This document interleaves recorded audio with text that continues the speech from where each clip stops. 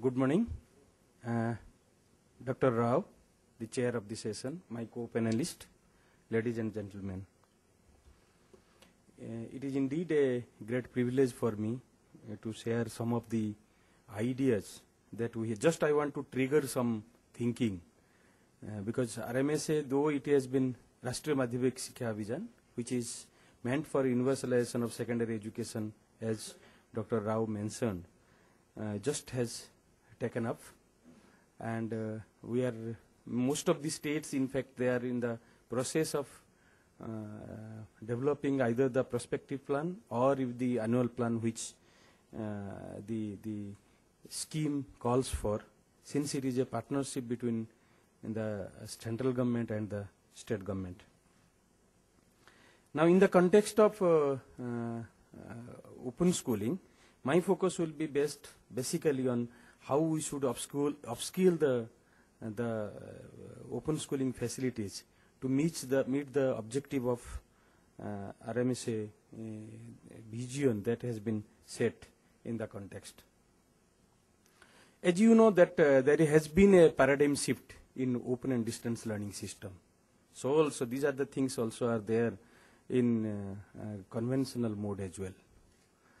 Now the learning from classroom to anywhere. No more the learning has confined inside the classroom only. It has also moved from teacher-centric to learner-centric approach. The basic focus has been the learner, not the teacher. Role of teacher is not just an instructor or teaching the things, but it has been a facilitator for learning. The oral strategy of instruction to technology-supported learning. This is what has evolved over the years. If you see the development that has taken place during last many years, particularly when the open and distance learning system has come into the focused platform, then the learning is not from in the fixed time to any time for learning. It is not confined to. If it is a structured classroom learning, then the classes has to be held within a fixed time. In spite of them, in contradiction to this, learning has been focused on anytime learning, anywhere, anybody can.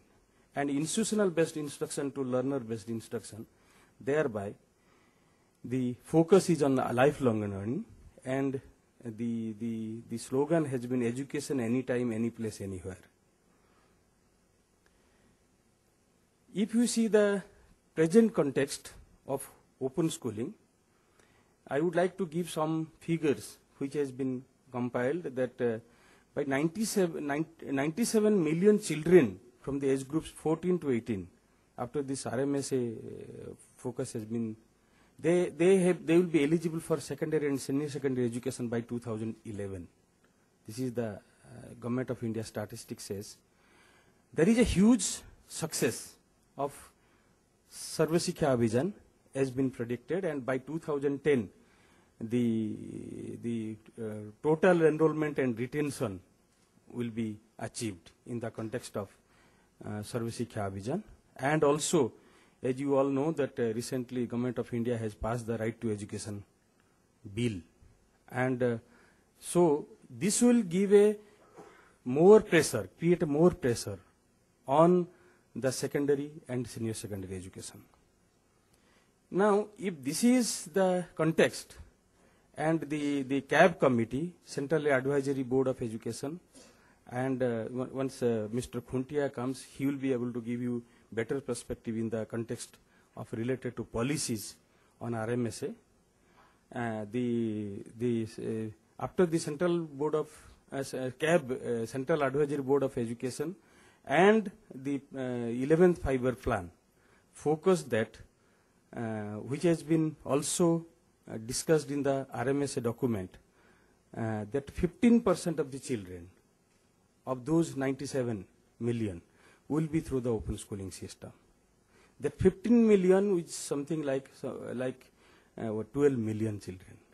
15% is something like 12 million children. And at the moment, our capacity has been just 3.5 million. If you put National Institute of Open Schooling and all state open schools. There are 14 state open schools established. Many of them have even not taken off. And you put together, the enrolled capacity today is around 3.5 million, and we have to take it to 12 million, means another 8.5 million children are to be brought into the open schooling system.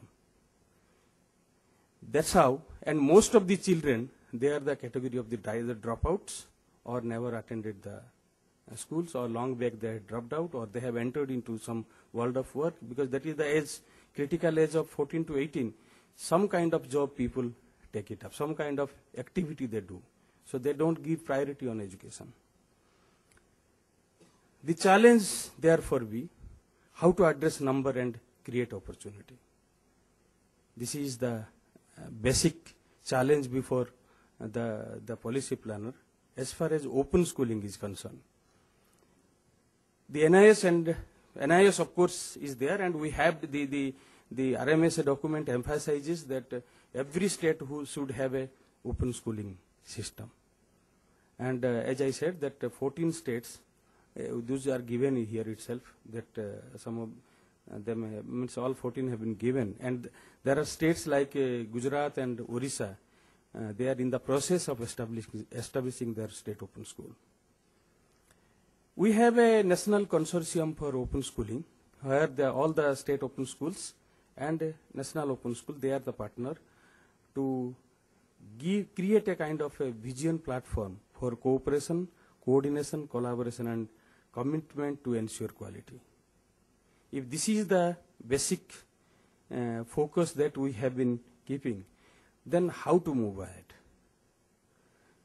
In fact, while moving ahead, these are some of the issues which I would like to raise here, and I'll be very happy if you can suggest something through which we can further upscale the open schooling system. Facilitate the coordination among open schools. In fact, here the ICT can play a very, very significant role. Sharing of resources across the schools. In fact, you will be surprised to know that many of the state open schools which have established, but they are largely depending on the contents that has been created by the national open school. So why it cannot be that the state's capacity cannot be developed, and the learning has to be contextual when it comes to the school education. Keep in mind that we are focusing on the children, those who are in the school going age. Standardized form of learning can be possible in the higher education system or professional education system, but school education essential has to be contextual, and regional medium also plays very significant role.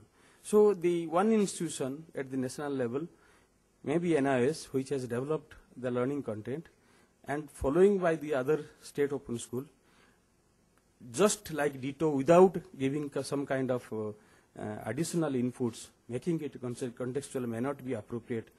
Personally, I feel, even though I represent a national institution, this is what I think.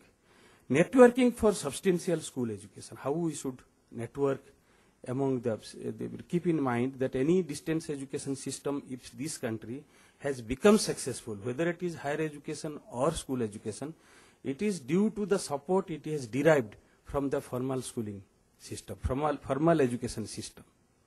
Most of the support services are drawn from the formal education system. If those support services are not available, I don't think so distance education can become that much successful.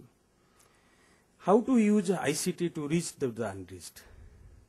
These children who are not being tapped into the formal school system or coming to the open schooling system, they are hard to reach people, hard to reach children. How to reach them? Can the ICT be used in the context? And the last one is the skill upgradation and training. This education, this is the critical age, I said, that 14 to 18. Then if this is the critical age, they enter into the job. How we should refine their skills? This should be a basic challenge. They should be given some kind of vocational training. That is also another issue which needs to be thought of.